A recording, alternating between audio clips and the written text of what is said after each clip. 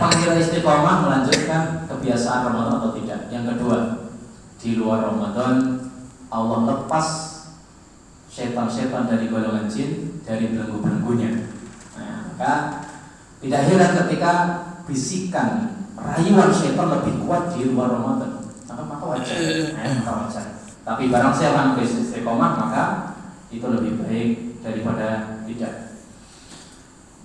Sebelum kita beralih, masyarakat muslimin, ke jalan yang kedua atau wasilah yang kedua supaya kita istiqomah, izinkan kami memberi contoh real amal soleh yang lebih spesifik untuk jalan menuju istiqomah. Kenapa? Karena amal soleh banyak.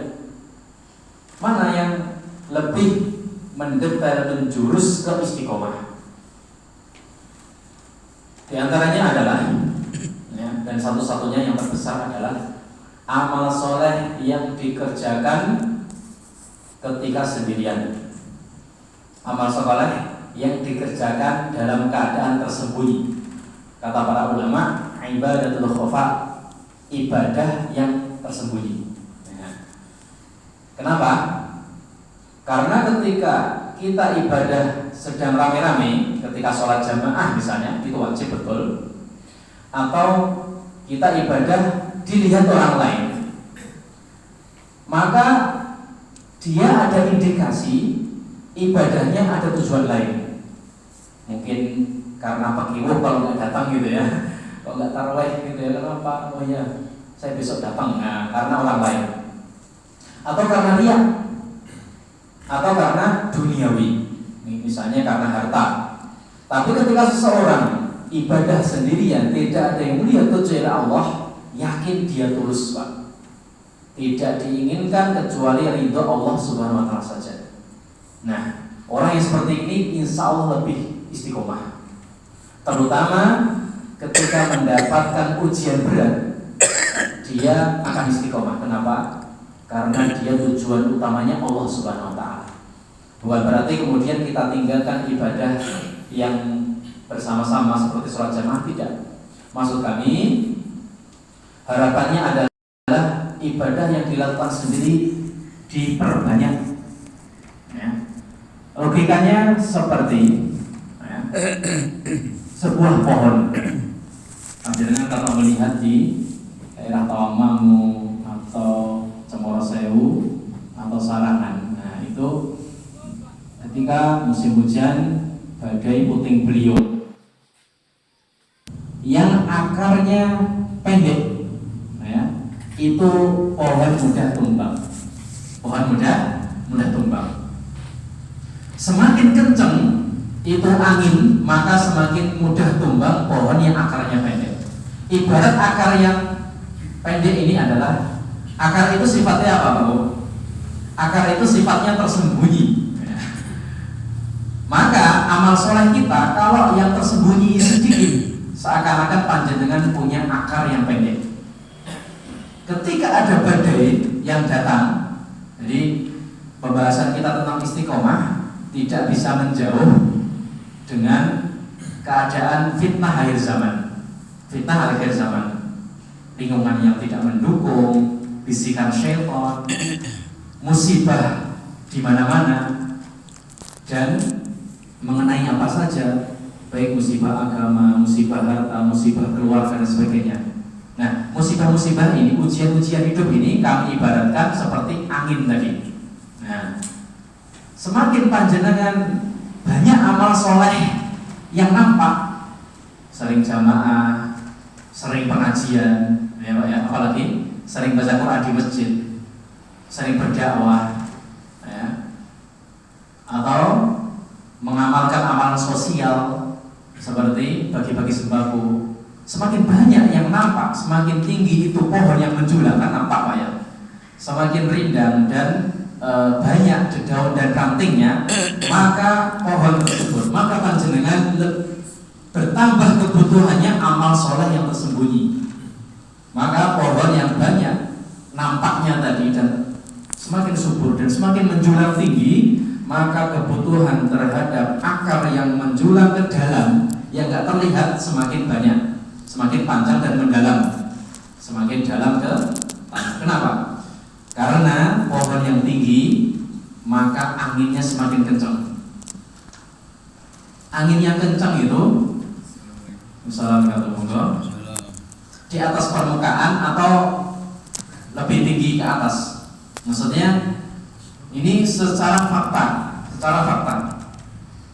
tahun 90-an generasi yang suka main layangan ya.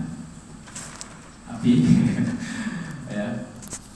Layangan itu ketika hanya 5 meter dari kita itu anginnya tidak kencang. Makanya kita melihat anak-anak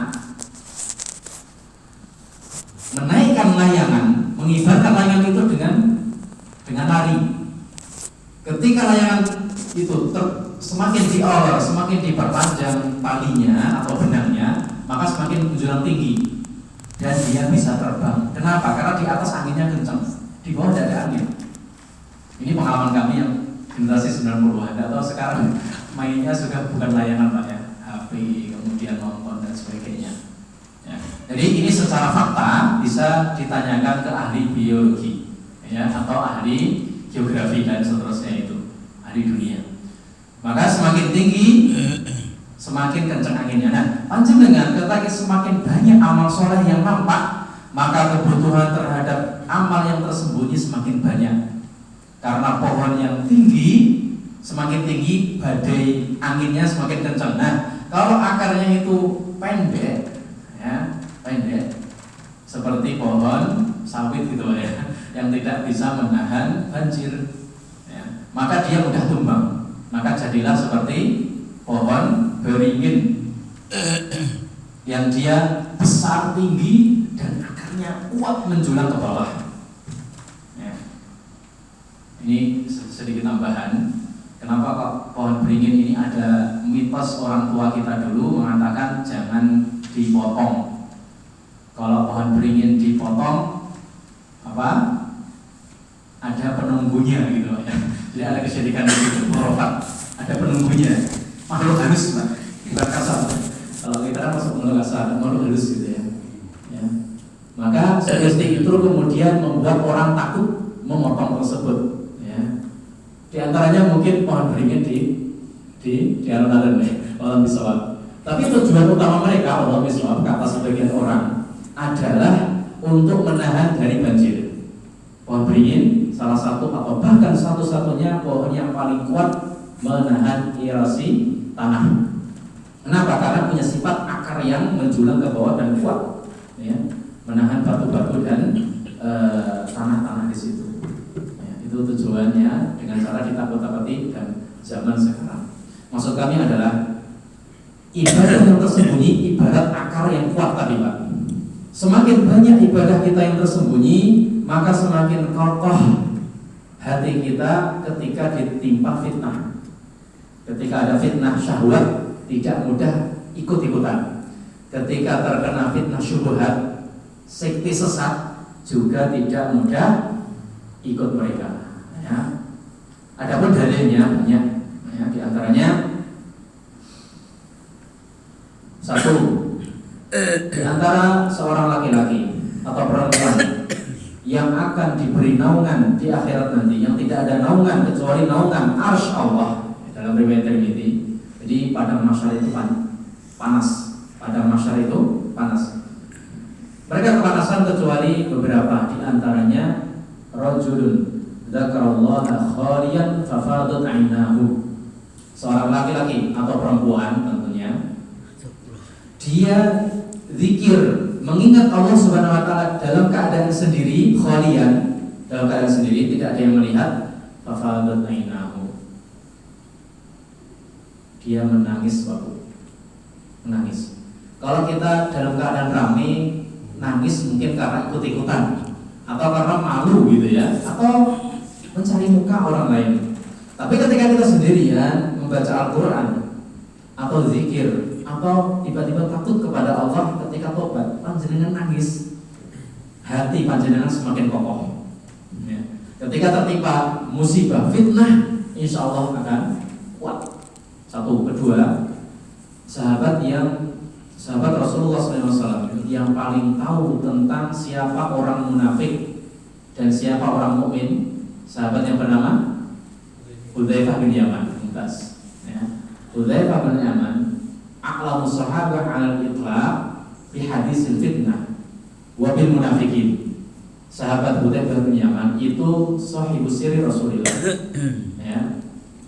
Menteri Rasulullah bagian rahasia, intelijen gitu ya. Kalau bahasa kita mungkin tahu siapa munafik ini, ya. Siapa munafik, siapa mukmin.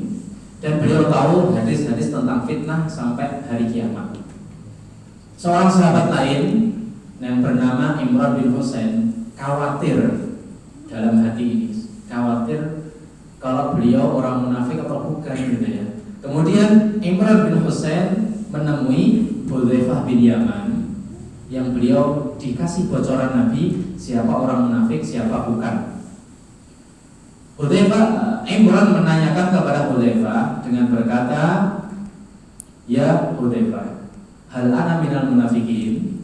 Wahai Hudzaifah, apakah saya termasuk golongan orang munafik?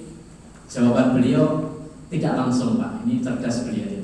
Ingin mengajarkan kepada penanya dan kita kaidah yang bagus supaya tidak menjadi orang munafik. Beliau aslinya tahu kalau beliau tidak munafik, tapi beliau menanyakan apa? Hal, ya, hal.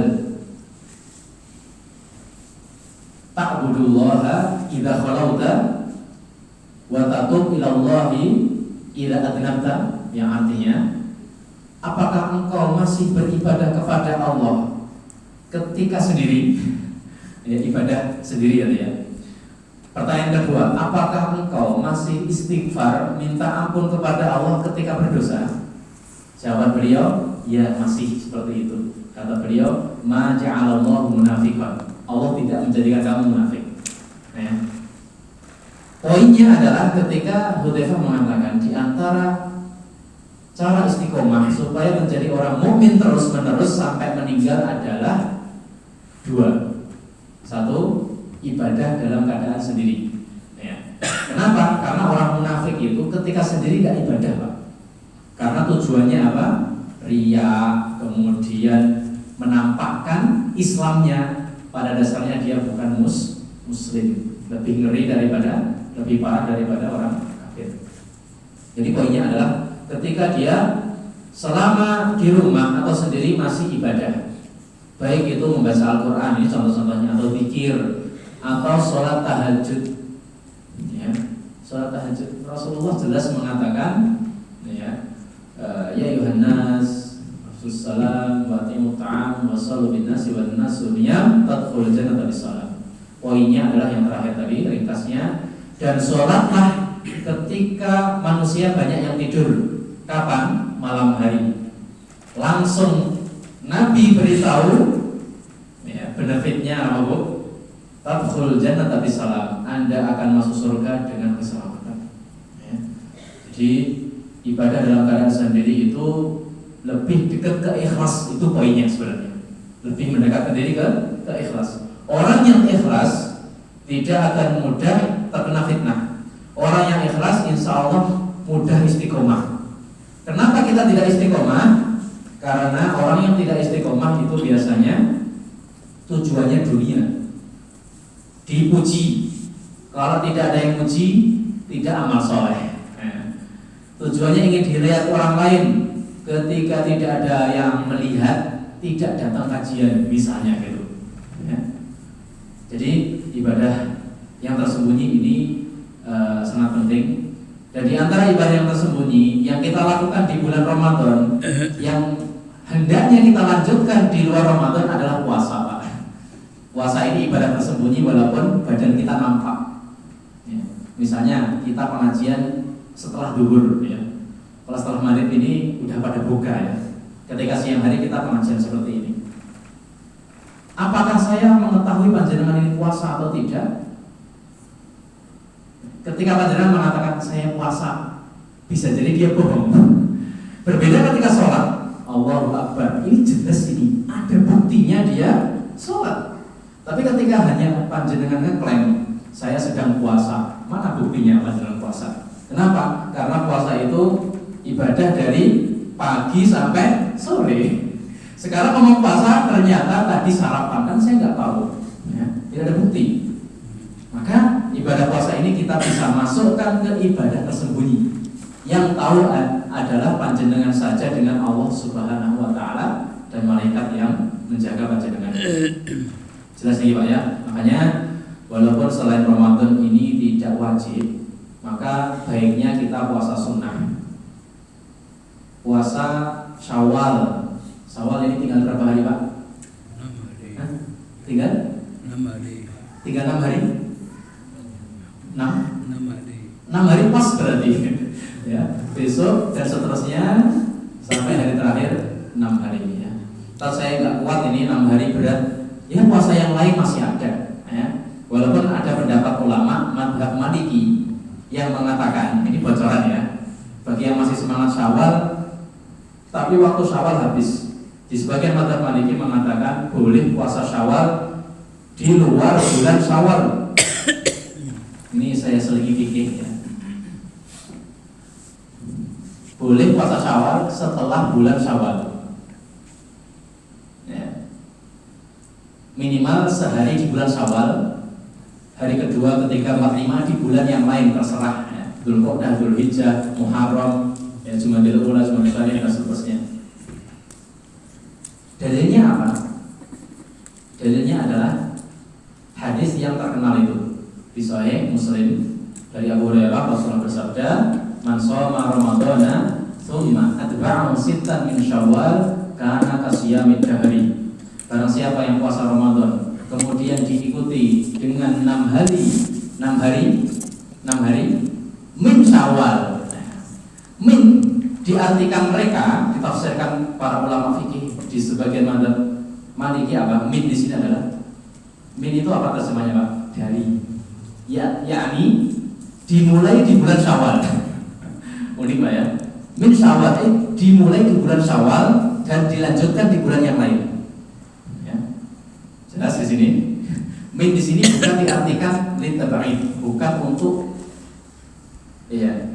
Min di sini bukan diterjemahkan 6 hari di bulan Syawal atau 6 hari sebagian bulan Syawal. Itu mayoritas ulama dan yang lebih rojih ya. Cuman karena ini waktunya tinggal dikit ya, izinkan kami membacakan mazhab yang lain. Mbok menawi panjenengan tertarik ya. Tertarik karena terpaksa ini ya. Min di sini bukan diartikan, bukan ditafsirkan 6 hari dari bulan Syawal, bukan. Maksudnya 6 hari dari sebagian bulan Syawal. Ya, bukan itu. Tapi diterjemahkan mereka atau ditafsirkan min di sini min tidak untuk memulai amal soleh. Dimulai dari bulan Syawal, misalnya 1 hari aja bulan Syawal, 5 harinya panjenengan cicil selama setahun ke depan sebelum Ramadan baru. Ya, jelas nih Pak ya, santai ini. Ya, 1 bulan sekali cukup atau 2 bulan sekali. Alasan kedua, itu alasan pertama, masuk akal juga ini. Alasan kedua, Rasulullah memberitahu ganjarannya. Barang siapa yang puasa Ramadan plus ditambahi 6 hari di bulan Syawal, ganjarannya apa? Karena kasiyamid dahri, pahalanya adalah pahala seperti puasa selama 1 tahun. Nah, ini sudah populer juga. Kenapa puasa hanya 36 hari 36 hari Pak ya? Kan Ramadan 30 hari plus 6 hari 36 senilai 1 tahun. Karena 1 tahun itu 360 hari ya. 360 hari 36 hari dikalikan 10. Karena kata Allah di surat Al-Maidah, setiap satu amal soleh dilipat gandakan 10. Manja bil hasanati falahu asyru amsalihha. Barang siapa yang mengerjakan satu kebaikan maka dilipat gandakan 10 semisalnya, 10 kali. Artinya 36 dikali 10 berapa? 360. Mudah ini ajabannya. 360. Nah, di Al-Quran tadi Allah mengatakan umum, amal soleh apapun, dan seluruh amal soleh, bukan hanya puasa. Panjenengan haji dilipat gandakan, panjenengan sedekah dilipat gandakan. Kalau sedekah ini di samping 10 kali bisa 70 700. spesial sedekah. Panjenengan zikir dilipat gandakan 10. Panjenengan baca Quran, ya, ya. Setiap satu huruf dilipat gandakan 10. Hadis populer. Nah, kata mereka, apa bedanya dengan apa khususnya gitu ya puasa yang dikerjakan bulan Syawal dan puasa yang dikerjakan di luar bulan Syawal? Sama-sama dilipat gandakan 10 kali setiap puasa. Artinya dikerjakan di luar bulan Syawal itu nilainya sama, dilipat gandakan 10 kali lipat. Kalau sama yang dikerjakan di bulan Syawal dan di luar bulan Syawal, berarti puasa Syawal boleh dikerjakan di luar bulan Syawal. Ya. Jadi itu pendapat yang minoritas ulama. Bagi yang mengikuti silakan, cuman tentunya yang lebih populer dan lebih rajih, lebih kuat dan lebih aman adalah di bulan Syawal. Ya, di bulan Syawal. Tapi ini fatwa dari mereka khusus bagi panjenengan yang masih semangat dan tidak ada waktu kecuali 1 hari di bulan Syawal. Monggo 1 hari itu dikerjakan, sisanya bisa di luar bulan Syawal. Nah, jelas Pak ya, nanti pertanyaan bisa kita setelah sholat isya insyaallah. Sudah? Jadi poin kami adalah ayo kita perbanyak ibadah yang sendiri, ya, yang tidak orang lain tidak melihat, supaya keikhlasan tambah kuat, tambah ikhlas, sehingga kita mudah istiqomah insyaallah ta'ala. Ya. Yang kedua, ini baru lanjutan yang pertama di seri yang sebelumnya. Ini baru pelajaran baru sekarang. Yang kedua adalah mari kita, kedua ini maksudnya apa? Kedua dari jalan-jalan menuju istiqomah, terutama setelah Ramadan. Yang kedua adalah mari kita pertebal keyakinan, keyakinan terhadap agama kita, keyakinan terhadap Allah Subhanahu Wa Taala, adanya Allah, kekuatan Allah, asma wa sifat Allah, dan bahwasanya Allah Subhanahu Wa Taala mengatur seluruhnya ini. Dan keyakinan kita terhadap akhirat, keyakinan kita terhadap hal yang gaib. Oleh karena itu, di awal-awal Al-Quran di surat Al-Baqarah, Allah ingin menekankan keyakinan, Pak. Yakin, Pak. Yakin itu apa? Lawannya ragu atau lawannya tidak yakin. Jadi yakin itu musuhnya 2. 1, tidak yakin, nol pudul ini, ya, seperti orang ateis. Yang kedua, orang yang ragu. Baik tidak yakin 100% atau sedikit yakin alias ragu-ragu, ini bukan muslim, ya. Jadi Allah ingin menekankan keyakinan. Dan ketika seorang muslim itu yakin itu bertingkat ya, nanti kita sebutkan insyaallah. Atau sekarang saya ada ainul yakin, hakul yakin, dan juga ainul yakin. Maksud kami adalah di awal surat Al-Baqarah, apa kata Allah? Alif Lam Mim, dzalikal kitabu la raiba fihi. Artinya terkenal banyak, Alif Lam Mim, hanya Allah yang tahu tafsirnya. Kemudian dzalikal kitab, kitab itu atau kitab ini, padahal dekat tapi itu menunjukkan untuk penekanan, ya, untuk tanbih, untuk peringatan. Kitab itu atau Al-Quran la raiba fihi, tidak ada keraguan sama sekali. Sedikit banyak tidak ada keraguan. La raiba fihi, tidak ragu artinya apa? Yakin. Panjenengan diminta yakin dulu sebelum membaca surat Ali Imran, surat An-Nisa, surat-surat yang lain. Ini dulu, yakinan dulu. Kalau dari awal tidak yakin, panjenengan ada keraguan walaupun sedikit, menjalankan Islam nanti mudah goyah. Ya. Dalam keadaan aman seperti ini, santai kita, ya, masih bisa sholat, masih bisa ini. Coba kalau misalnya mudah-mudahan tidak terjadi, ya, karena belum tentu kita mampu. Ketika rudal Israel datang di Yerusalem, kehilangan keluarga, kehilangan harta, kehilangan rumah, pakaian, panjenengan sendirian, diuji itu keimanan, ya, diuji keimanan. Maka dalam keadaan seperti itu, yang yakin dia tetap muslim kuat, tetap menjalankan syariat semampunya. Yang tidak yakin menyalahkan takdir, menyalahkan Allah, bahkan mereka murtad dengan cara diiming-imingi Indomie saja senilai 3.500 itu Pak ya. Enggak, saya enggak ingin jualan di sini atau iklan enggak, maksud kami dengan yang receh seperti itu dia menggadaikan keimanan. Kenapa? Karena tidak yakin. Dan ini terjadi di lereng-lereng gunung yang meletus itu, Gunung Merapi, gunung apa itu ya. Itu misionaris datang Pak. Datangnya kapan? Terutama ketika bantuannya sudah mulai menipis atau habis. Ketika awal-awal bencana itu masih banyak bantuan. Misionaris kata sebagian ustadz, ya, persaksian mereka belum datang misionaris. Mereka memantau dari jauh. Oh, kalau sudah mulai menipis tidak ada ini, terutama daerah pelosok, mereka mulai datang. Mie yang lebih murah, mie Niko misalnya ya, yang bumbunya sedikit itu enggak ada. Kamu makan ini dengan syarat kamu pindah agama. Yang imannya lemah, sami nawatona, enggak banyak pikir-pikir, langsung enggak apa-apa, yang penting saya hidup. Ya. Dia lebih mementingkan kehidupan dunia daripada kehidupan akhirat. Ya, kehidupan akhirat. Dia keluar dari Islam, zahir dan batin.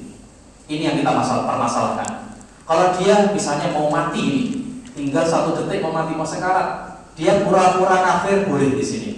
Dengan syarat mendapatkan Indomie tadi ya. Dengan catatan hatinya masih muslim. Masih ini kita rinci di sini. Tapi yang ada mereka banyak dari mereka yang rela dalam hati dan zahir batin rela keluar dari Islam, dapat Indomie, kemudian bahkan dikasih kekayaan dan sebagainya. Jadi karena keyakinannya lemah. Sedikit cerita, kalau tadi di Indonesia, sekarang di Palestina. Ketika kami kemarin di Mesir, ada kabar dari tetangga kami di Mesir, tetangga Pak ya. Dari tetangga kami di Palestina, ada seorang pemuda yang dia itu ahli ilmu, zahirnya ahli ilmu. Bahkan maktabah atau perpustakaannya itu besar. Buku-buku Arab banyak di rak-rak rumahnya. Ketika tertimpa musibah, daerahnya terkena serangan Israel tadi, dia menyalahkan takdir Pak. Apa katanya? Katanya terjemahan bahasa Indonesia adalah ya Allah gitu ya. Jadi menyatakan keyakinannya kurang ini.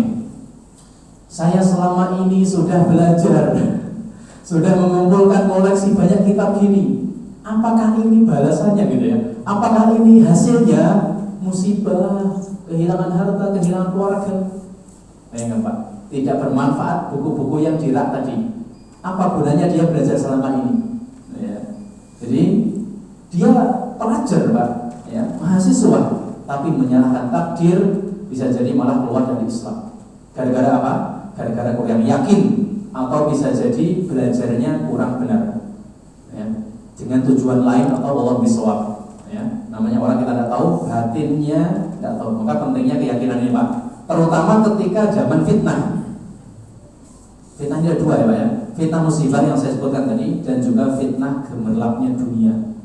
Ketika kita miskin, yakin kita tinggi, kokoh. Ketika dikucurkan dana halal dari Allah, gitu ya, tergoda ini ya. Ayo kita kedugem, gunanya apa ini uang sebanyak ini, gitu kan ya. Ayo kita maksiat, ayo kita kesana, ya, berzina dan sebagainya. Kalau nggak kuat kokoh agama panjenengan, mudah tergerus ombak. Karena biasanya orang kaya itu punya circle orang kaya juga. Dan ketika circle atau kawannya ini jahat, maka dia mengajak biasanya, ayo jalan-jalan ke sana, jalan-jalan ke Bali, tujuannya tadabbur alam. Ternyata tadabbur alam, ya, diantaranya yang mandi di sana, waliyatubillah. Alhamdulillah kami juga diceritai beberapa jamaah yang pernah suka seperti itu dan kemudian tobat dan diuji dengan sedikitnya harta. Ya, dan alhamdulillah masih tetap kokoh. Ya, alhamdulillah salah satu pengajian di Al-Hasan. Keyakinan ini sangat penting sekali Bapak Ibu. Kita beri contoh, kalau tadi contoh di zaman sekarang, contoh yang gagal yakin ya, yang dia tidak istiqomah. Contoh yang istiqomahnya kuat, bahkan ketika ditimpa musibah, kenapa? Karena keyakinannya tinggi di zaman dahulu kala. Siapa? penyihir Fir'aun, Saharah Fir'aun. Walaupun mereka Islam, tapi disebut Saharah karena pernah mantan penyihir yang diundang Fir'aun. Penyihir Fir'aun ini luar biasa ya. Diundang tujuannya untuk memerangi Musa alaihissalam, ya, melawan tongkatnya Nabi Musa alaihissalam. Ketika kisah ringkasnya, lengkapnya bisa di Al-Quran, sangat banyak, melimpah. Diperintahkan untuk melempar tongkatnya Nabi Musa dan juga penyihir. Nabi Musa melempar tongkat berubah menjadi ular yang besar. Penyihir juga melempar, berubah menjadi ular yang sangat besar. Penyihir tahu kalau ular dari tongkat Nabi Musa itu bukan sihir.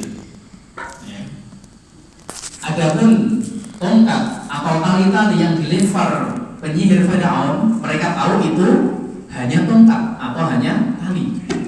Kenapa? Karena yang ditipu adalah mukanya. Yukhayyalu alaihi annaha tas'a. Jadi yang hanya ditipu itu matanya, Pak. Bagi penyihir itu nggak bergerak gitu ya. Bagi kita mungkin ketika yang hadir ketika itu sebagai penonton, wah, Masya Allah bagus gitu ya, berubah menjadi ular beneran. Tapi penyihir lebih tahu yang asli sama yang palsu. Yang asli sama yang palsu. Maka ini tidak mungkin sihir, ini bukan sihir. Karena kalau sihir saya tahu kalau itu bukan asli, tapi ini asli ini. Mata kita juga, kita kan disihir gitu kata mereka itu dalam hati. Maka mereka langsung sujud, langsung yakin bahwasanya yang merubah ini mesti Rabbul Alamin. Karena manusia bisa nggak bisa, berarti Nabi Musa yang mengklaim yang membawa mukjizat dari Allah Subhanahu wa taala, mereka amanna bi rabbil alamin, Rabbi Musa wa Harun. Mereka langsung masuk Islam, Pak. Kami beriman kepada Rabbul Alamin, Rabbnya Nabi Musa dan Harun. Fir'aun aneh ini, Pak ya, Fir'aun. Qala amantum lahu qabla an adzana lakum. Kok kalian beriman kepada dia sebelum saya izinkan? Sejak kapan mau masuk Islam harus izin dulu, Pak ya? Sejak kapan ini mau mendapat hidayah harus izin dulu, ya, buat syubhat. Intinya, ketika penyihir Fir'aun dalam sekejap langsung yakinnya 100%, tidak goyah sama sekali. Bahkan ketika diancam Fir'aun, la usallibannakum fi judu'in nakhli wa nuqati'annakum. Jadi mau dibunuh, kemudian disalib, diancam seperti itu. Faqdi ma anta qadim innama taqdi hadhihi hayatnya. Itu jawaban penyihir, ya. Silahkan kamu hanya, ya, memutuskan dan hanya membunuh kami di dunia ini. Innama taqdi hadhihi hayatnya. Bayangannya kokoh, Pak. Kemudian setelah kisah ini kita nggak tahu apakah kemudian Fir'aun melakukan hukumannya atau penyihir ini lari bersama Nabi Musa alaihissalam. Intinya penyihir Fir'aun sangat kokoh keimanannya dan keyakinannya, walaupun mereka tidak pernah atau belum sempat menghafal Taurat, ya. Masuk Islam mungkin baru 1 jam, Pak, tapi keyakinannya luar biasa. Diancam meninggal, bahkan disalib, dipotong-potong. Silahkan, kamu hanya memusnahkan saya di dunia, tapi di akhirat kita akan selamat. Ini siapa yang berani seperti ini, Pak ya? Bandingkan dengan mereka yang puluhan tahun membaca Al-Quran, puluhan tahun menghafal Al-Quran. Mohon maaf, saya tidak mendiskreditkan atau mengecilkan nilai membaca Al-Quran dan tahfidz. Yang saya tekankan adalah kualitasnya, Pak. Kualitasnya. Ya. Apa gunanya ketika kita bertahun-tahun membaca Al-Quran, menghafal tanpa menghayati artinya, tafsirnya, dan meyakini kandungannya? Karena itu inti dari diturunkan Al-Quran, ya. Wa anzalna 'alaikal kitaba liyadabbaru ayatihi wa liyatadhakkara ulul albab. Tujuan adalah untuk tadabbur, untuk menjadi peringatan. Adapun tahfidz dan sebagainya itu berpahala besar juga, tapi intinya adalah kandungannya. Contoh lain misalnya Sumayyah dan juga Yasir. Siapa? Orang yang mati syahid dari kaum muslimin di zaman Nabi. Ya. Ibu dan bapaknya Ammar, Ammar bin Yasir. Ammar bin Yasir. Yasir punya istri bernama Sumayyah. Mereka bertiga diancam oleh Abu Jahal CS. Kalau nggak murtad, ya, akan dibunuh. Mereka kokoh semuanya. Kita urutkan yang pertama, Sumayyah. Ini jelas ya kisahnya. Tetap kokoh, nggak mau kafir. Akhirnya dibunuh dengan ditusuk kemaluannya, meninggal. Kemudian Yasir juga dibunuh. Kalau nggak salah jantungnya atau perutnya ditombak, meninggal. Tinggal yang muda ini siapa? Ammar. Akhirnya Ammar beristihad yang disetujui Nabi. Beliau terpaksa kafir, tapi hatinya masih tenang dalam keimanan. Kemudian mengadu ke Nabi, kata Nabi, fa in adu fa'ud. Kalau mereka mengulangi lagi maka ulangilah. Ya, jadi nggak apa-apa mengambil rukhsah. Tapi ketika mengambil azimah pahalanya lebih besar. Ya, ketika diancam kemudian meninggal maka itu pahalanya besar. Saya tutup dengan ini, kita sholat dulu insya Allah. Berapa juz yang dihafal Sumayyah? Berapa ayat yang telah disetorkan ke Nabi Yasir ini? Berapa yang sudah baru awal masuk Islam tapi keyakinan yang kuat, Pak. Jadi yang penting itu kualitas Islamnya, banyak maklumat dan hafalan di sini, ya. Kemudian keyakinannya lemah, ini ya, maka kurang manfaat ini, maka sangat berbahaya, terutama di zaman fitnah. Istiqomah sangat diperlukan, terutama kekuatan yakin. Kualitas dulu, baru kuantitas. Sedikit. Beberapa sahabat diantaranya Ibnu Umar menghafal 10 ayat, 20 ayat, diyakini dulu, dipelajari dulu, dipraktekkan, baru menambah seperti itu. Walaupun boleh juga kita kapamkan dulu 30, baru dicicil itu tafsirnya. Jadi yang penting poinnya adalah jangan tinggalkan kita mengkaji kandungannya supaya tambah yakin. Wallahu ta'ala bishawab. Demikian sementara kita lanjutkan setelah adzan dan sholat insyaallah taala. Wassalamualaikum warahmatullahi wabarakatuh.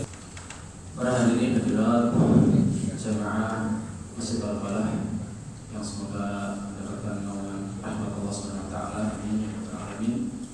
Sesi yang kedua adalah sesi tanya jawab. Sebelum kita buka, izinkan kami melengkapi contoh-contoh dari yang kami sebutkan di atas tadi. Di antara contoh yang lebih ditekankan oleh Nabi Muhammad SAW, di antara ibadah yang tersembunyi, adalah kami sebutkan tadi adalah sholat lail, sholat malam. Sholat malam ini berderajat, bertingkat-tingkat. Yang paling utama, yang paling pahalanya yang paling besar adalah sholat witir. Walaupun dia 1 rakaat, tapi nilainya sangat besar dibandingkan sholat yang lain. Sampai-sampai Nabi tidak pernah meninggalkan sholat witir walaupun sedang safar. Dalam safar, beliau sempat masih sholat witir. Kenapa? Alasannya para ulama sebagian mereka mengatakan karena sholat witir tempatnya di malam hari. Biasanya yang seringnya itu malamnya itu bukan awal malam, kalau itu jarang-jarang. Yang seringnya adalah di akhir malam. Yang banyak mayoritas manusia di situ pada tidur. Menunjukkan keikhlasan, lihat sholat malamnya, terutama witir ya. Kenapa? Sholat witir yang paling baik ya, karena tempatnya tersembunyi. Kenapa sholat fajar subuh itu terbaik di antara sholat rawatib yang lain?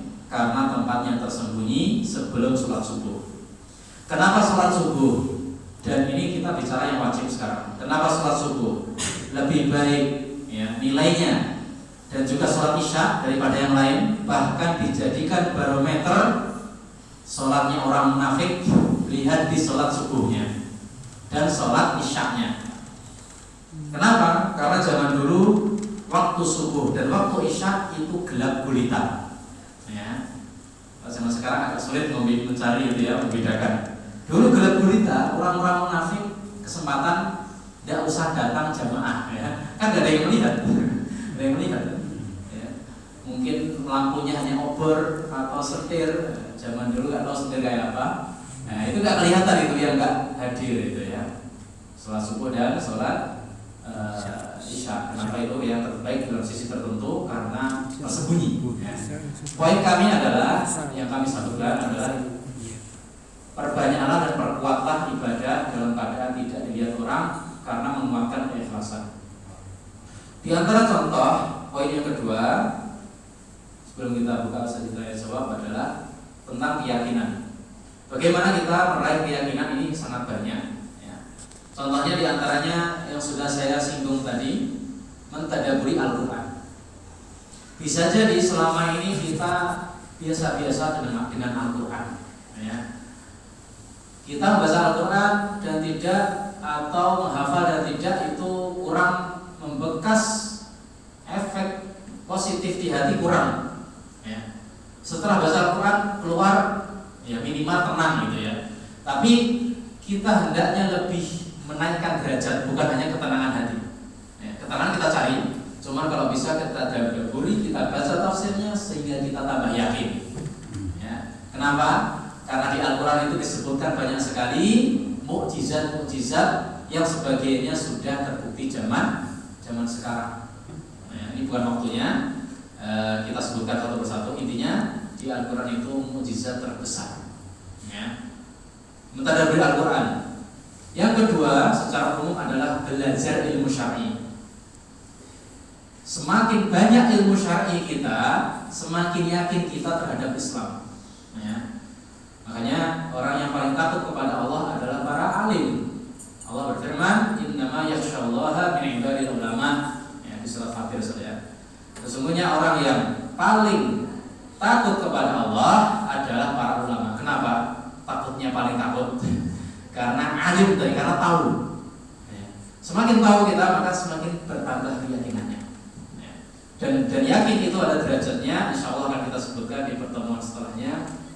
Ada 3 tingkat: ilmu yakin, pengetahuan, keyakinan, kemudian ainul yakin, melihat langsung tambah yakin. Nah ini yang dicari Nabi Ibrahim ya, pengen langsung lihat bagaimana Allah menghidupkan burung emprit yang dicincang-cincang.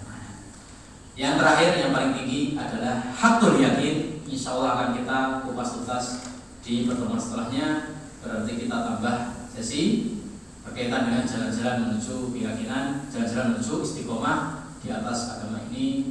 Wallahu ta'ala bishawab. Bahkan yang ragu terhadap Islam itu bisa kafir ya. Jadi ada istilahnya kufrus syaki. Kufrus syaki adalah kekafiran karena sebab dia ragu ya. Allah berfirman di surat Al-Hujurat, "Innamal mu'minun alladzina amanu billahi wa rasulihi summa jahadu bi amwalihim wa anfusihim summa lam yartabu ya. Summa lam yartabu wa jahadu bi amwalihim wa anfusihim fi sabilillah ulaika humus shadiqun." Seseorang mukmin itu ya, orang yang beriman kepada Allah dan Rasulnya, kemudian lam yartabu ini apa? Tidak ragu alias yakin. Dan mereka berjihad fisabilillah, mereka adalah orang-orang yang benar, orang yang shadiq. Jadi itu standar minimal seorang mukmin. Maka jadilah mukmin yang beneran. Jangan mukmin atau muslim KTP saja, tapi memang yakin dia. Nah, yakin ini standar minimalnya adalah dasarnya pengetahuan. Jadi ada 3 tingkatan seorang mukmin yakin ini, dan panjenengan tingkatan paling bawah ini aslinya sudah cukup untuk memasukkan ke surga insyaallah taala. Tapi ketika panjenengan semakin tinggi tingkatannya, naik level ke ainul yakin atau ru'yatul yakin atau hakul yakin ya, hakul yakin, maka semakin baik.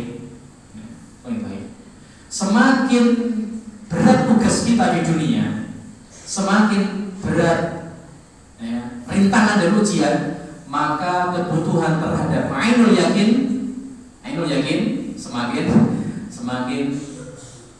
semakin besar. Oleh karena itu Nabi kita Muhammad SAW tugasnya paling berat mengemban dakwah, menyampaikan wahyu, dimusuhi kaumnya, bahkan mau dibunuh. Nah, ini keyakinannya ditingkatkan oleh Allah, makanya diajak tamasya, halan-halan kemana Bu?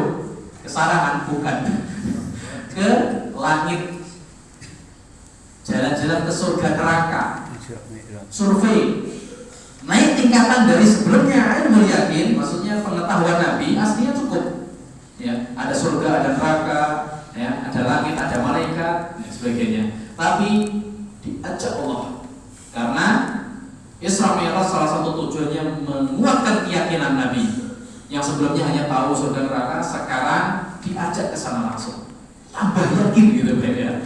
Yakinannya tambah kencang karena melihat langsung. Ainul yakin, ain itu mata ya, ru'yatul yakin. Tambah kuat. Makanya ketika Nabi pulang, orang-orang pada mendustai Nabi. Ya, kecuali Bakar Siddiq dan CS dan kawan-kawan. Menertawakan Nabi, mosok Isra Mi'raj hanya semalam, kita berangkat ke Palestina aja butuh 2 bulan misalnya. Ini semalam ke sana dan ke sana dan langsung balik lagi ke Mekah. Rasul tidak goyah, Rasul tambah yakin dan seterusnya. Jadi Rasulullah kenapa kuat sekali imannya, kuat sekali ketika banyak rintangan dari musuhnya, karena derajat yakinnya di level tinggi. Ya. Dan itu terjadi di zaman dulu. Bapaknya para nabi siapa? Ibrahim alaihissalam. Wa idh qala Ibrahimu Rabbi arini kaifa tuhyil mauta, di surat Ali Imran. Ya. Ayatnya nanti cari sendiri ya. Al-Baqarah, maaf. Al-Baqarah sebelum Ali Imran. Beliau mengatakan, diceritakan oleh Allah, wa idh qala Ibrahimu Rabbi arini kaifa tuhyil mauta. Ketika Nabi Ibrahim mengatakan kepada Allah, wahai Rabb, tunjukkan kepadaku bagaimana engkau menghidupkan sesuatu yang mati. Nah, ini kisahnya, ringkasnya dalam ayat tersebut. Ya.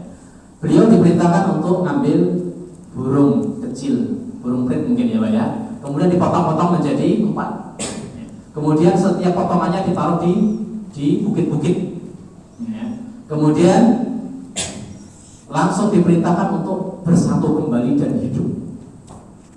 Nabi Ibrahim tambah yakin.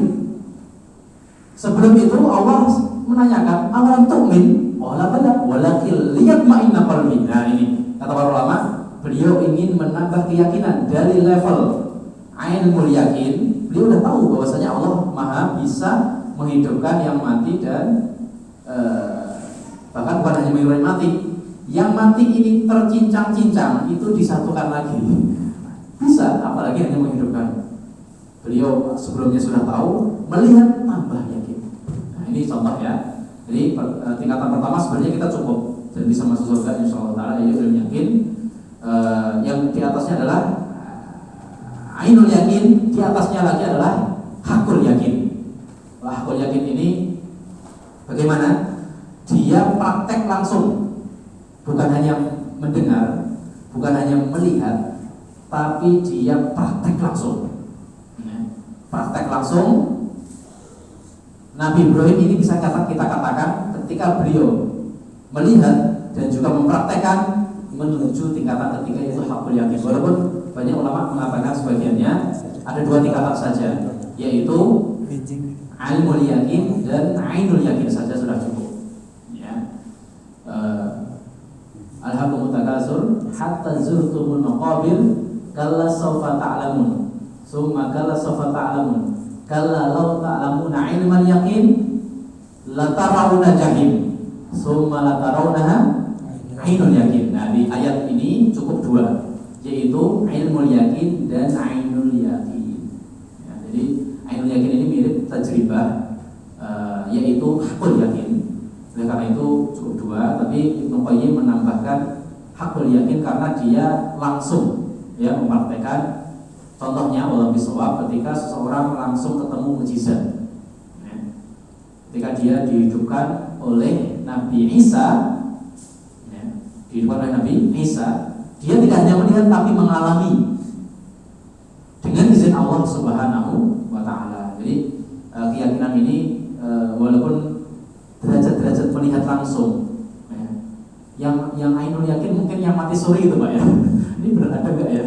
Yang mati suri itu mungkin ainul yakin itu, melihat kata mereka ya, melihat azab atau melihat ini dan sebagainya, ainul yakin. Nah sebenarnya ainul yakin ini ada isyarat-isyaratnya, ada isyarat-isyaratnya. Misalnya panjenengan tidur ketemu Nabi, nah, ini mendekati ainul yakin ini. Dan panjenengan cocokkan dengan sifat-sifat di kitab Syama'il Muhammadiyah punya Imam Tirmidzi yang bersanad ke Nabi, sifat-sifatnya plek seperti itu. Dan ajaran yang diajarkan di mimpi tersebut tidak salah, tidak menyelisihi Islam, maka ini mendekati, saya tidak mengatakan ainul yakin karena ini beda dengan asli, tapi ini mendekati naik derajat bukan hanya pengetahuan tapi melihat langsung. Kenapa? Karena Nabi bersabda Sahih Bukhari, man ro'ani fil manami faqad ro'ani fa inna syaitan la yatamassal bi. Barang siapa yang melihatku di tidurnya, maka dia telah melihatku beneran. Kenapa? Karena syaitan nggak bisa niru Nabi. Ya, kalau syaitan meniru panjenengan atau saya bisa aja, gitu ya. Datang di mimpi jenengan, saya adalah Kiai Fulan, ya. Memerintahkan ini, saya mendapatkan wahyu gini-gini, bisa bohong Pak, padahal dia syaitan. Tapi ketika panjenengan melihat Nabi beneran dan kemudian dicocokkan dengan sifat Nabi di kitab-kitab yang saya sebutkan tadi, maka itu Nabi beneran. Ya, maka bertambah keyakinannya, dan itu banyak cerita beberapa sahabat dan juga ulama sekarang banyak menceritakan melihat Nabi, diantaranya Syekh Nasr Fahal, doktor dari Irak, melihat Nabi, dan di belakangnya Syekh Abdul Aziz Torifi, ulama terkenal di Saudi yang sekarang dipenjara di sana, bahwasanya beliau mengikuti Nabi di belakangnya. Syekh tersebut kemudian dikabarkan, kemudian ditafsirkan, oh karena beliau mengikuti sunnah Nabi Muhammad SAW dan juga memilah-milih mana hadis sahih dan hadis yang dhaif. Nah, ini tambah keyakinan Pak ya. Jadi intinya cukup minimal kita ilmu yakin dengan cara apa? Dengan cara belajar. Semakin sering kita belajar, semakin kita sering ngaji, datang ke pengajian, baik di sini atau di tempat lain, maka tambah keyakinan. Kalau kita nggak pernah datang sama sekali, nggak mau belajar, ya, belajarnya tujuannya hanya dunia, hanya mencari ijazah, maka tidak heran walaupun mereka S3, S4 atau SS yang lain, imannya rapuh, imannya lemah. Ketika ada musibah, ya, terutama ketika ada fitnah, baik musibah ini berupa yang nggak enak atau yang enak, seperti gemerlapnya dunia, maka sangat mudah tergerus dengan ombak. Ombak yang buruk tadi, diajak ke sana ikut, diajak maksiat ikut, diajak nggak usah ngaji ikut. Kenapa? Karena keyakinannya sangat lemah. Biasanya kurang benar dan mungkin kurang kuantitas atau kualitasnya. Demikian.